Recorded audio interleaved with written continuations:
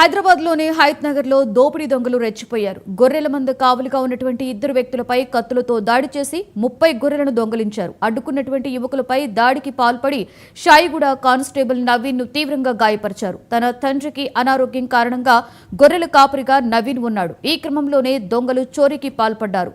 ఘటనా స్థలాన్ని పరిశీలించిన పోలీసులు బాధితులను ఆసుపత్రికి తరలించారు. ఈ ఘటనపై కేసు నమోదు చేసుకుని దర్యాప్తు చేపట్టారు.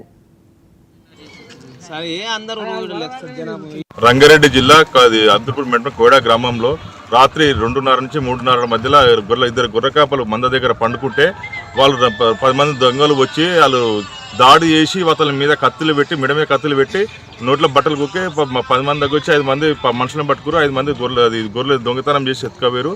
మళ్ళీ నా అబ్బాయి లేచి మళ్ళీ పట్టుకున్న లోపల దాడి చేసి బాగా ప్రాణాపాయ హాస్పిటల్లో ఉన్నాడు. ఈ పోలీసు వాళ్ళు కూడా తొందరగా చర్య తీసుకుని ఆ దొంగలు పట్టుకోవాల్సిందిగా మా యొక్క మనవి. ఇంతకుముందు రీసెంట్గా కూడా ఒక కోసిక నరసింహ ఆయన అతను కూడా పోయిన కోడలో చాలా ఈ మధ్య బాగా పోతున్నాయి.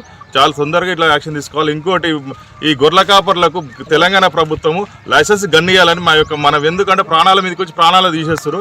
తెలంగాణ ప్రభుత్వం వాళ్ళు గొర్రెల కాపర్లు పండుకుంటారు. మాకు ప్రాణాపాయం ఉంది దొంగలతోటి. ఒక లైసెన్స్ గన్ని ఒక గొర్రె కాపర్కి లైసెన్స్ ఆ ప్రభుత్వం నుంచి ఇవ్వాల్సిందిగా మా యొక్క మనవి. రంగారెడ్డి జిల్లా అత్తాపూర్